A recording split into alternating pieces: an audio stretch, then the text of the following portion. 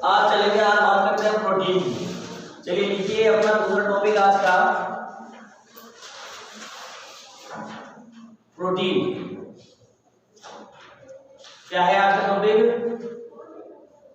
Protein. देखिए बच्चों, protein के बारे में आप लोग जानते होंगे कि प्रोटीन अपने शरीर के लिए या हमारे शरीर के लिए बहुत जरूरी चीज है। जरूरी है। बहुत क्यों जरूरी है? क्योंकि बच्चों आप लोग देखते हैं जो हमारे शरीर की जो मांसपेशियां वगैरह जो बनती है वो प्रोटीन से ही उनका निर्माण होता है। जिस प्रकार से आप लोग जानते हो कि आप लोगों में से कोई जिम गया हो या जाता हो तो उस बच्चे ने कभी देखा होगा कि जिम में जाते ही अपने को प्रोटीन के डब्बों की सलाह दी जाती है। इसकी सलाह दी जाती है, प्रोटीन के डब्बों की वहाँ पर सलाह दी जाती है कि प्रोटीन लो और आपकी बॉडी जो है वो बहुत अच्छी बनेगी और इससे जो ताकत जो है वो भी आपकी बढ़ती है। और बाइसेप वगैरह जो बनती है, थाई वगैरह जो बनती है, कट्स वगैरह जो लगते हैं और जो इसमें जो मांस बनता है वो मांसपेशियां आपके प्रोटीन से ही निर्मित होती है। ये चीज आप लोगों ने सुनी होगी, और नहीं सुनी तो कभी भविष्य में जब आप जाओगे जिम के अंदर तब आप लोग ये चीज सुनिएगा। बिल्कुल आप लोगों को ये चीज सुनने को मिलेगी। तो हमारे शरीर का निर्माण भी जो है वो प्रोटीन से होता है। अधिकतर भाग हमारे प्रोटीन से निर्मित होता है। जैसे आप जानते हैं हमारे बाल है इसके बने हुए प्रोटीन के बने हुए हैं। आप जानते हो हमारे नाखून है, नाखून किससे बने हुए हैं? प्रोटीन के ही अपने बने हुए रहते हैं। ठीक है, और निरंतर ही क्या होते बढ़ते रहते हैं। तो इसके लिए हमें किसकी जरूरत पड़ती है? प्रोटीन की जरूरत पड़ती है। आपके नाखून ही बता देते हैं कि आपके शरीर में प्रोटीन की कमी है या प्रोटीन आपके सही मात्रा में है। कैसे बताते हैं कि कुछ लोगों को आपने देखा होगा यार नाखून नहीं बढ़ते हैं। क्यों नहीं बढ़ते? कि भैया उसके प्रोटीन की क्या होती है? कमी। और किसी के कोई ये कहता है मेरे बाल जल्दी बढ़ते हैं, मेरे जो नाखून है ये भी क्या नाम जल्दी बढ़ते हैं। तो इसका मतलब क्या? उसके अंदर प्रोटीन की संतुलित मात्रा है जिससे कि इसके बालों का और इसके क्या नाम जो नाखूनों का विकास जो होता है वो क्या होता है? अच्छी तरीके से चलता रहता है और सुचारू रूप से चलता है। तो यही क्या कहलाते हैं? आपके प्रोटीन्स कहलाते हैं। और बच्चों प्रोटीन जो है आपके कार्बन, नाइट्रोजन, ऑक्सीजन और हाइड्रोजन जैसे तत्वों से मिलकर के आपका प्रोटीन बना हुआ रहता है। ठीक है, तो इस प्रोटीन के बारे में आप लोग ये चीज जानते हैं। और आपको पता होना चाहिए प्रोटीन भी एक प्रकार का है, बहुलक है। प्रोटीन भी क्या है? एक प्रकार का बहुलक है। ठीक है, अब तक हमारे जो टोटल ज्ञात प्रोटीन है उनकी मात्रा जो है वो कितनी है? 20 प्रकार के प्रोटीन अब तक ज्ञात किए जा चुके हैं। कितने प्रकार के? 20 प्रकार के प्रोटीन आपके ज्ञात किए जा चुके हैं, जिसमें से 10 प्रोटीन का निर्माण तो इंसान के शरीर में होता है। कितने प्रोटीन का निर्माण होता है? 10 प्रकार के प्रोटीन का निर्माण इंसानों के शरीर में होता है। जबकि इसके अलावा जो 10 प्रोटीन जो है वो कहाँ से लेते हैं? वो बाहर से लेते हैं। कहाँ से लेते हैं? वो बाहर से लेते हैं। जैसे कि आप लोग फल फ्रूट वगैरह खाते हो, आप लोग सब्जियां वगैरह खाते हो, हरी सब्जियां खाते हो, दालें खाते हो, तो इनसे भी सबसे ज्यादा प्रोटीन हमें मिलता है। और जो नॉन वेजिटेरियंस है, नॉन वेजिटेरियन जो मांस मच्छी वगैरह खाते हैं, अंडे खाते हैं, तो उनसे भी प्रोटीन मिलता है। तो ये था आपके प्रोटीन की छोटी सी जानकारी जो मैंने आप लोगों को दे दी है कि ये प्रोटीन की जानकारी आपको इसमें होनी चाहिए। तो चलिए लिखिए आगे, इसमें लिखिए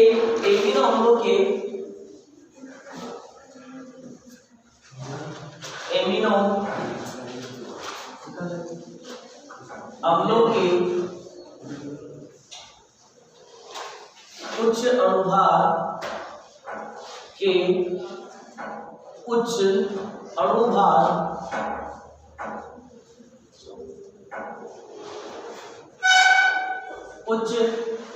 अणुभार वाले जटिल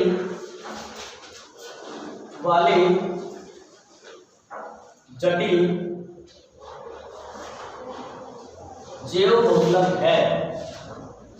जटिल जैव बहुलक है। जटिल जैव बहुलक है। देखिए वालों, आपके मैंने एक लाइन लिखा है यहाँ पर कि एमिनो अम्लों के क्या है बच्चों? आप लोगों के एमिनो अम्लों के ये जो प्रोटीन जो होते हैं ये किससे निर्मित होते हैं? आपके एमिनो अम्लों से निर्मित होते हैं। और एमिनो अम्लों में आपका नाइट्रोजन इसके अंदर सबसे महत्वपूर्ण तत्व इसमें माना जाता है, क्योंकि एमिनो अम्ल का निर्माण बिना नाइट्रोजन के आपके नहीं होता है। ठीक है, तो और ये क्या है? जटिल जैव बहुलक है। अब एक शब्द ये भी आया है आपके जैव बहुलक। अब जैव बहुलक को भी जानना जरूरी है। जैव का मतलब होता है जीव और बहुलक का मतलब होता है कि जिनके अंदर एक एक इकाइयां एक श्रृंखला के अंदर जुड़ी हुई रहती है वो क्या कहलाते हैं, बहुलक कहलाते हैं। मतलब जीवों के शरीर में जो निर्मित जो बहुलक है वो क्या कहलाते हैं, जैव बहुलक कहलाते हैं।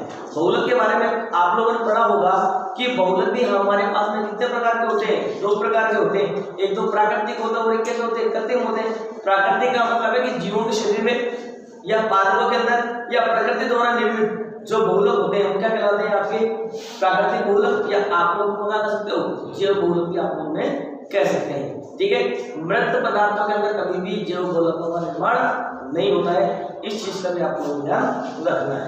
ठीक है, नेक्स्ट चलिए इसमें नेक्स्ट लिखिए प्रोटीन शरीर की वृद्धि।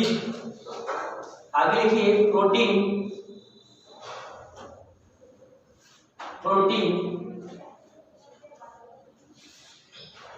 शरीर की वृद्धि। प्रोटीन शरीर की वृद्धि एवं अनुरक्षण के लिए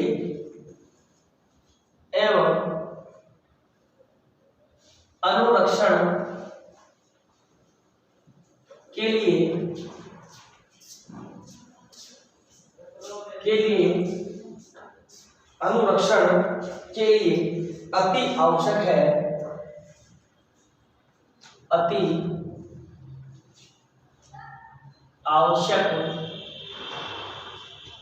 अति आवश्यक का मतलब होता है बहुत जरूरी है, अति आवश्यक है। तो देख लो कि आपके प्रोटीन की वृद्धि विकास के लिए बहुत जरूरी होता है। इसके लिए जरूरी होता है, अपने शरीर की वृद्धि के लिए प्रोटीन बहुत जरूरी होता है, और अपने शरीर का विकास जो होगा, क्या होगा, विकास जो होगा, और अनुरक्षण भी वही चीज है कि अनुरक्षण को भी आप लोग उससे जोड़ सकते हो कि अनुरक्षण के लिए भी ये काम में आता है, या अनुरक्षण के लिए भी अति आवश्यक होता है। ठीक है, बता दिया ना भाई, यही चीज तो है। या फिर आप लोग एक और सुन लो कि अनुरक्षण का मतलब है जैसे कि हमारे शरीर की सुरक्षा करना। अनुरक्षण का मतलब क्या होता है, सुरक्षा करना। तो सुरक्षा के लिए भी प्रोटीन जरूरी होता है। ठीक है, वृद्धि के लिए, विकास के लिए आप लोग इसको कह सकते हैं। ठीक है, नेक्स्ट देखिए इसके अंदर जीवधारियों के जो है, देखो आगे लिखिए जीवधारियों की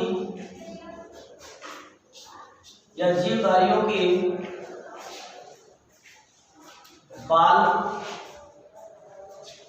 जीवधारियों के बाल, नाखून,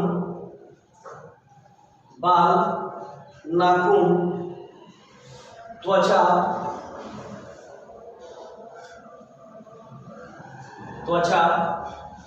जीवधारियों के बाल, नाखून, त्वचा, हीमोग्लोबिन,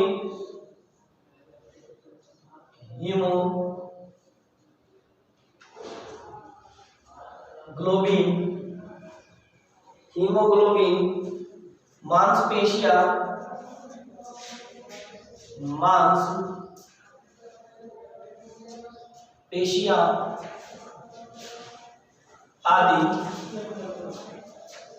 आदि प्रोटीन से निर्मित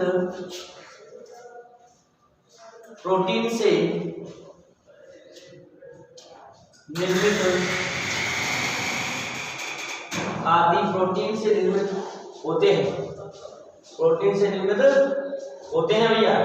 देखिएगा, जीवधारी का मतलब जो जीवित है, चलते फिरते हैं, उनके बाल है वो भी प्रोटीन से निर्मित है, नाखून जो इनके हैं ये भी प्रोटीन से निर्मित है, त्वचा और हीमोग्लोबिन जैसे जो महत्वपूर्ण तत्व जो है ये भी प्रोटीन से निर्मित होते हैं। इससे निर्मित होते हैं, ये भी प्रोटीन से निर्मित होते हैं।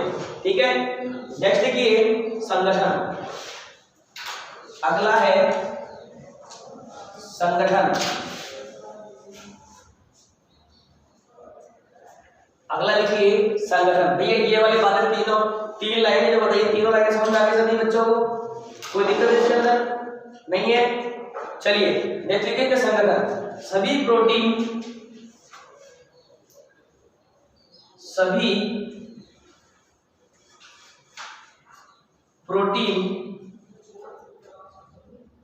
सभी प्रोटीन नाइट्रोजन युक्त जटिल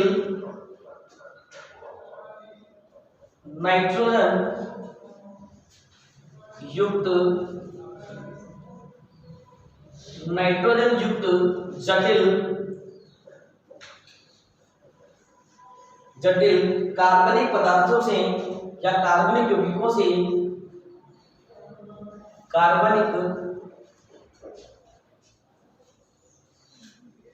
ऐसे लोग कार्बनिक यौगिक है, कार्बनिक यौगिक है। तो बेटा जी सभी प्रोटीन जो है ये नाइट्रोजन युक्त होते हैं। क्या होते हैं बेटा जी?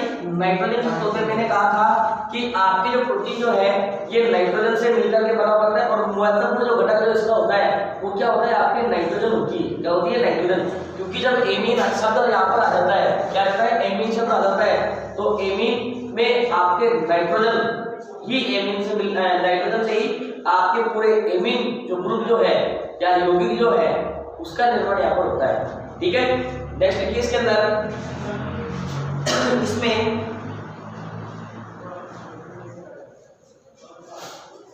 इसमें कार्बन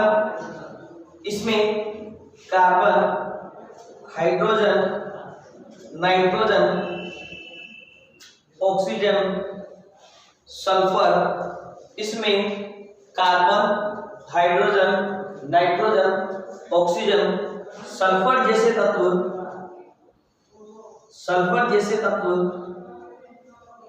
विद्यमान रहते हैं।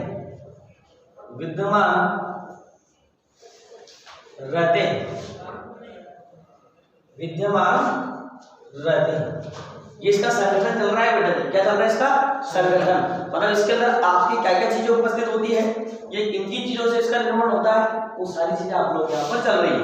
ठीक है, नेक्स्ट इसमें आगे लिखिए प्रोटीन का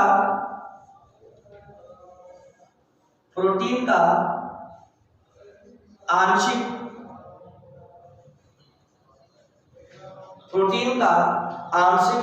जल अपघटन कराने पर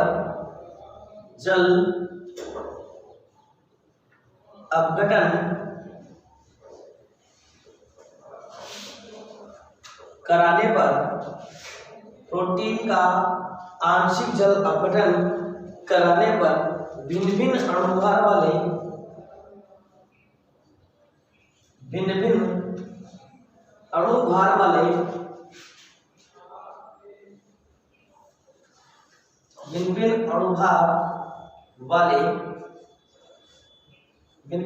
वाले पेप्टाइड प्राप्त होते हैं।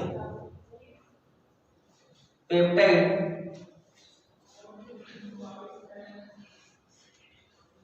प्राप्त होते हैं बेटा? जिसमें भिन्न भिन्न अणुभार वाले पेप्टाइड प्राप्त होते हैं। देखिए आपके जो प्रोटीन जो है, क्या है आपका प्रोटीन जो है, अब जब प्रोटीन का जल अपघटन करेंगे आप लोग, क्या करोगे? जल अपघटन करोगे।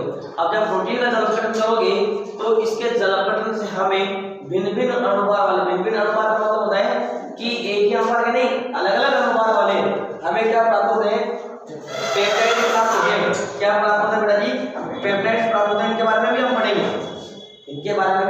हम पढ़ेंगे आगे कि पेप्टाइड आपके है क्या, पूरा इसका वर्णन आपके यहाँ पर है और आप लोगों को इसको पढ़ना है।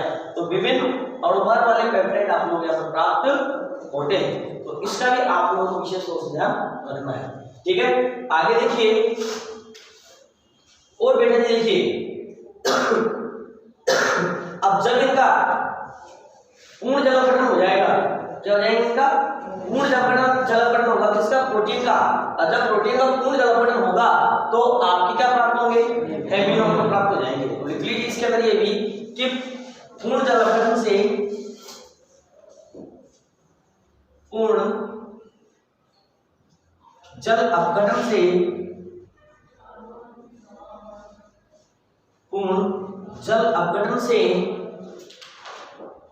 अपघटन से क्या प्राप्त होते हैं? आपके एमिनो अम्ल। क्या प्राप्त होते हैं? एमिनो अम्ल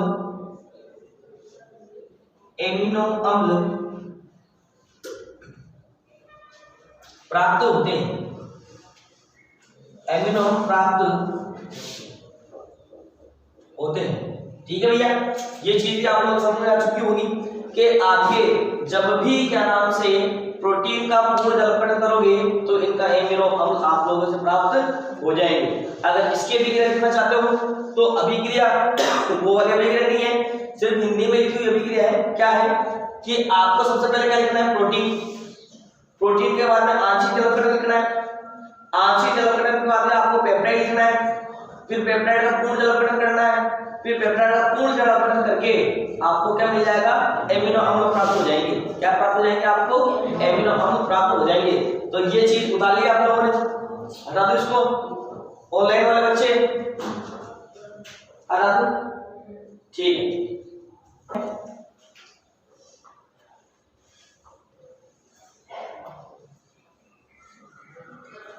प्रोटीन है, अब प्रोटीन का क्या होगा, आंशिक जलकरण। क्या हो रहा है, आंशिक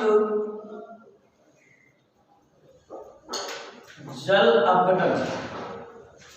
क्या हो रहा है, आंशिक जल अपघटन। क्या हो रहा है बच्चों, प्रोटीन का आंशिक जल अपघटन हो रहा है। क्या प्राप्त हो रहा है, पेप्टाइड्स प्राप्त हो रहे हैं। तो पेप्टाइड, अब पेप्टाइड्स का पूर्ण जल अपघटन कर दो, पूर्ण जल अपघटन। क्या हो रहा है, पूर्ण जल अपघटन हो रहा है। तो पूर्ण जल अपघटन से क्या प्राप्त हो रहा है आपको, एमिनो अम्ल। क्या प्राप्त हो रहे हैं, एमिनो अम्ल। तो लिख लीजिए यहां पर एमिनो अम्ल,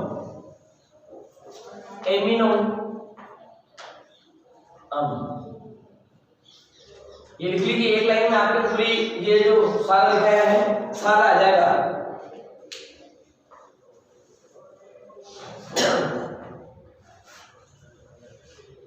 लिख लीजिए कि अणुभार, इसके तक डाल लीजिए बेटे, अणुभार।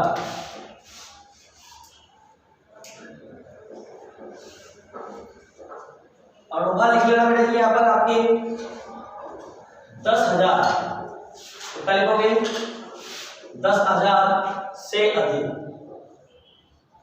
10,000 से अधिक। जो इनका जो अणुभार होगा बच्चों वो कितना होगा, इनका अणुभार आपके 10,000 से अधिक होगा। किनका, जो आपके प्रोटीन जो है इनका अणुभार 10,000 से अधिक होता है। ये भी आप लोग इसमें मेंशन कर दो, इसका अणुभार कितना होता है, 10,000 से ज्यादा होगा।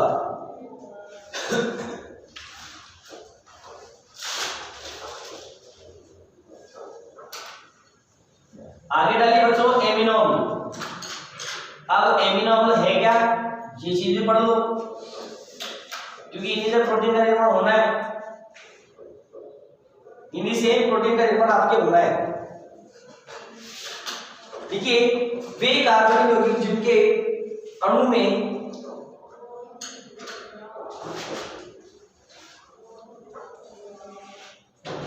लिख लीजिए, वे कार्बनिक यौगिक, वे कार्बनिक यौगिक जिनके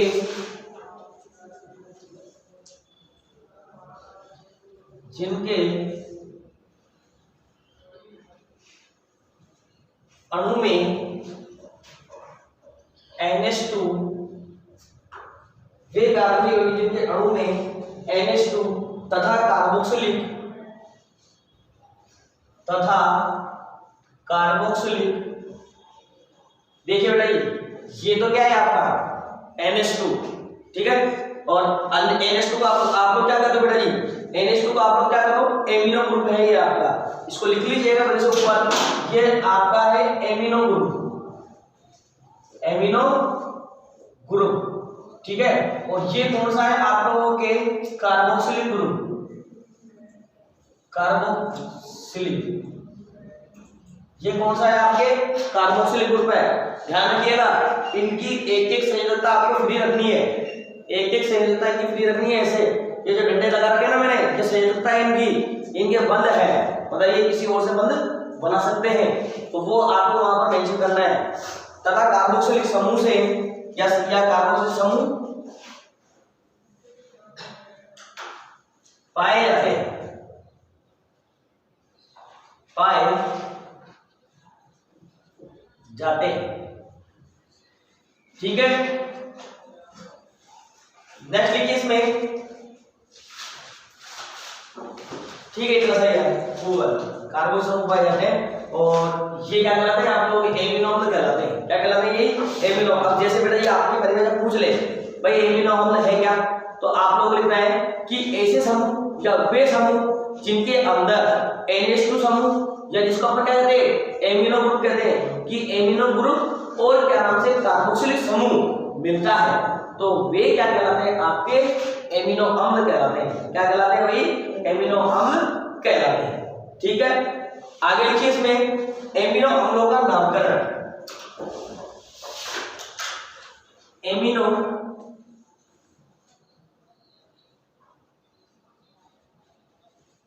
अम्लों का नामकरण। अब एमिनो अम्लों को क्या क्या नाम दिया गया है साहब? किस तरीके से हम लोग एमिनो अम्लों का नामकरण करेंगे?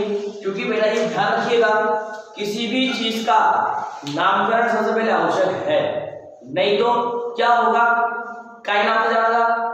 पता ही नहीं। एक बच्चा जो होता है उसको भी चुन्नू मुन्नू टुन्नू ऐसे कहते हैं, पर उसके बाद में उसका एक नाम रखा जाता है। नामकरण की एक अपने संस्कार होता है कि भैया इसका नाम क्या रखा है।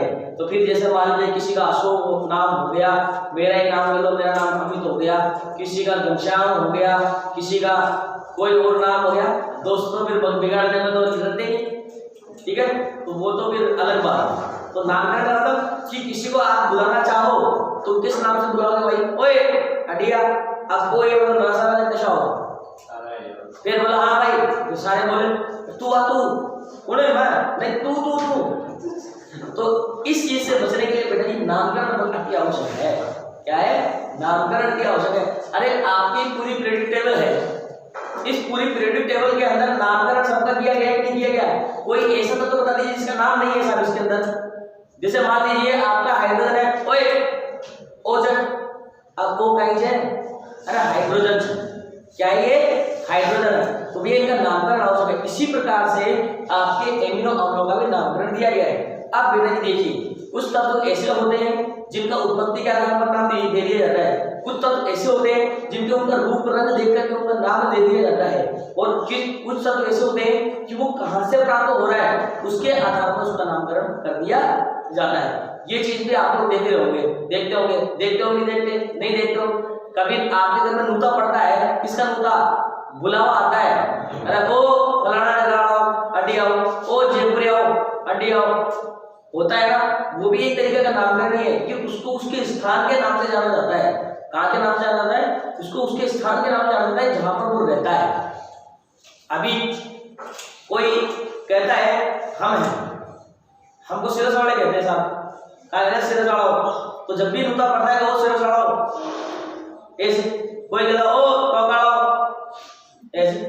अपने खंडवा वाले इनके दुकानें हैं, तो कहाँ के खंडवा के इनके दुकानें वहीं की है, तो दुकानदार भी उसके नाम से जाने जाते हैं। तो ये चीजें हैं, तो नामकरण अति आवश्यक है। तो सबसे पहले लिखिए यहाँ पर बेटा ये आप लोग क्रम संख्या लिख लो, क्योंकि फालतू की बातें मैं नहीं लिखूंगा। पहले तो आप लोग लिख लो क्रम संख्या, दूसरा लिखिए इसका नाम कि भाई इसका नाम क्या है, सोनू है, मोनू है, चोनू है, और संक्षिप्त नाम, संक्षिप्त नाम, ठीक है, और इसके प्रतीक, और इसके प्रतीक, ठीक है। ये 3-4 चीजें आप लोगों को लिखनी है। सबसे पहला क्रम संख्या 1, क्रम संख्या 1 में लिखिए ग्लाइसिन। सबसे पहले लिखिए इसमें ग्लाइसिन। अब ग्लाइसिन जो है GLY ऐसे आता है इसका नाम, तो ग्लाइसिन का क्या होता है? ला, GLY में अलग अलग लिख रहा हूं इस तरीके से, ध्यान रखना, मिलवा नहीं लिख रहा हूं। ग्लाइसिन, तो ग्लाइसिन का क्या हो जाएगा? प्रतीक चिन्ह आपके G, ग्लाइसिन का प्रतीक चिन्ह क्या हो जाएगा? G। दूसरा लिखिए, दूसरा आपके इसमें एलेनिन,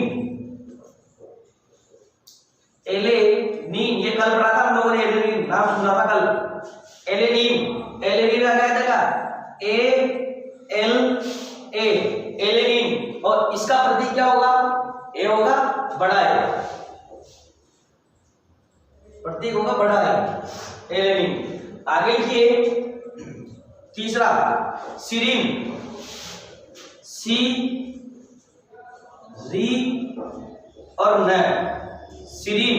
सीरीन का क्या जाएगा, एसीआर। स्पेलिंग कैसे शुरू होती है इसकी, एसीआर, एसईआर। एसीआर से इसका प्रतीक चिन्ह क्या हो जाएगा आपके, एस। इसका प्रतीक चिन्ह क्या हो जाएगा, एस, सीरीन। नेक्स्ट लिखिए चौथा,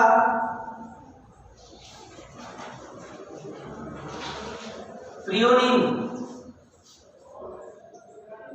चौथा क्या जाएगा आपके, प्रियोनिन। एक सेकंड, प्रियोनिन ये मतलब थ्रियोनिन है, ये थ्रियोनिन है, थ्री था, थ्रियोनिन। थ्रियोनिन से क्या जाएगा आपके, THR, THR। तो इसका प्रतीक क्या होगा आपके, टी। तो इसका प्रतीक क्या होगा, टी। पांचवा लिखिए वेलिन। वेलिन क्या है, पांचवा वेलिन। और वेलिन से क्या जाएगा आपके लिए, VAL। तो इसका प्रतीक क्या होगा आपके, V। वेलिन का प्रतीक क्या होगा आपके, V। लूसीन।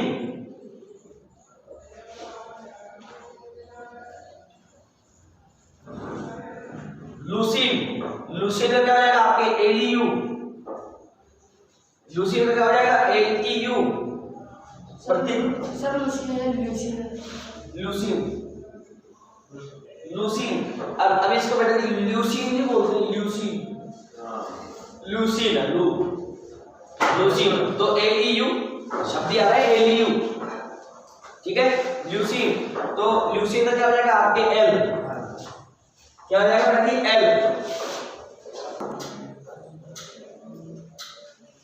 चलिए बेटा लिखिए आगे, आइसोल्यूसिन।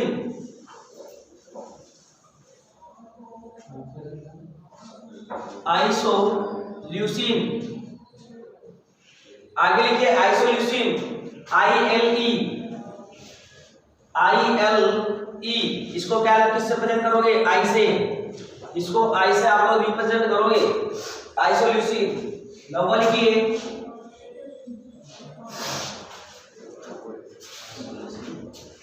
नंबर लिखिए एस्पोर्टिकम।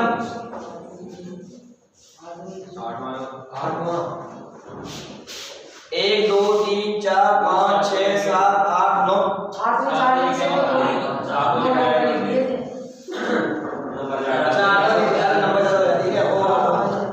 ओके ओके ओके, 8 वाले को एस्पोर्टिकम। एस्पोर्टिक अम्ल। अब एस्पोर्टिक अम्ल में लिखिए ASP। ASP बेटा जी देखिए, एस्पोर्टिक अम्ल आपका ऐसा अम्ल है जिसको इसके नाम से नहीं, इसके प्रतीक से जाना जाता है, ठीक है। आगे देखो, इसको D से, नाम से नहीं, काम से जाना जाता है इसके D से, ठीक है।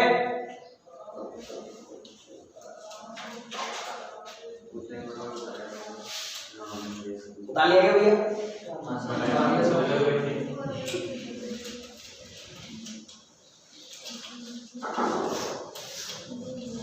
चलिए नेक्स्ट लिखिए आगे, ग्लूटामिक अम्ल दवा।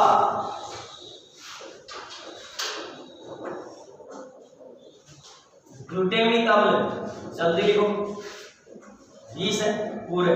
ग्लूटामिक अम्ल GLU, इसे भी नाम से नहीं काम से जाना जाता है, इसे। नेक्स्ट लिखिए ग्लूटामिन।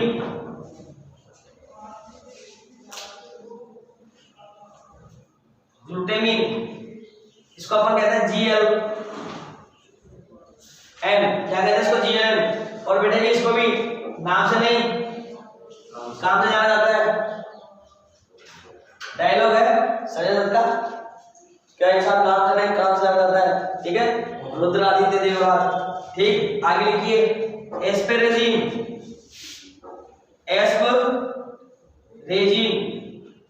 एस्पेरेजिन, ठीक है। एस्पेरेजिन को अपन क्या कहते हैं बेटा जी, एस्पेरेजिन को अपन कहते हैं ASM, और एस्पेरेजिन आपके M से जाना जाता है। किससे जाना जाता है? M से। 12 लिखिए ऑर्जिनिन,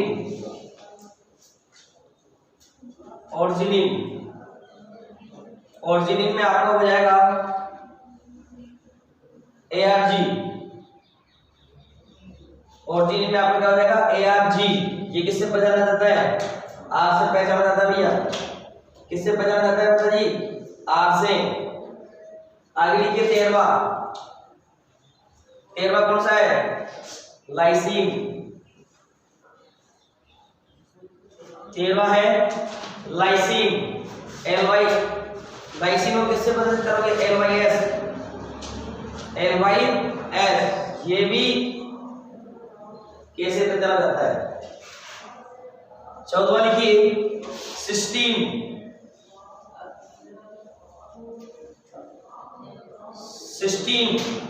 सिस्टीन को क्या बोलोगे? CYS, तो किसका प्रतीक चिन्ह क्या हो जाएगा? C।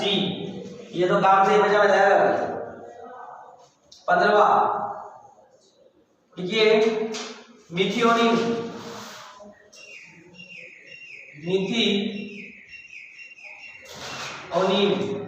क्या है ये? मिथियोनिन को METM,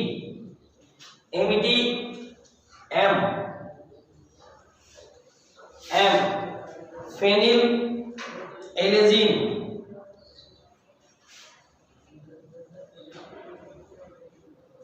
फेनिल एलेनिन, को PHE, इसको F के नाम से जाना जाता है। किसके नाम से जाना जाता है? F के नाम से। उदाहरण भी है जल्दी से।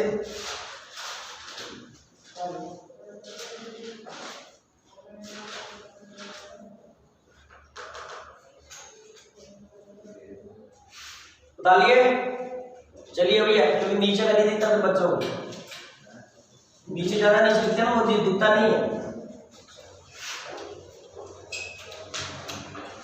चलिए आगे, कितने हो गए? 16 हो गए ना। 17वां लिखिए टाइरोसिन,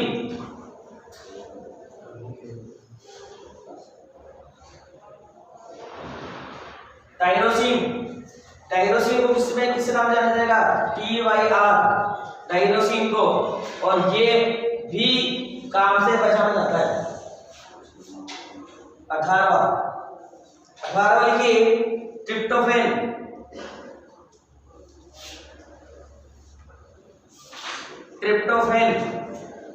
को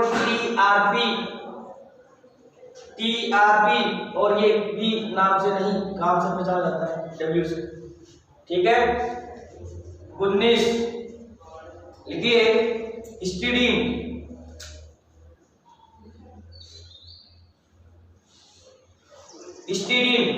और इसको HIS, प्रतीक चिन्ह H। 20वां प्रोलीन, 20वां क्या हो जाएगा? प्रोलीन, PRO, प्रोलीन का PRO, और इसका प्रतीक चिन्ह क्या हो जाएगा? आपके P, इसका प्रतीक चिन्ह क्या हो जाएगा? P। अब बेटा जी नेक्स्ट टॉपिक जो आपके आएगा वो क्या है? आवश्यक एमिनो अम्ल, वो पढ़ेंगे हम कल। तो बेटा जी ये 20 एमिनो अम्ल थे आपके, कितने थे? 20। तो 20 की 20 हमारे जानकारी में है, और 20 तत्व ये 20 एमिनो अम्ल खोजे जा चुके हैं, जिसमें से 10 जो है इंसान के शरीर में बनते हैं, 10 को इंसान कहां से लेता है? बाहर से। वो हम पढ़ेंगे कल। कब पढ़ेंगे हम उसको? कल पढ़ेंगे। ठीक है, धन्यवाद।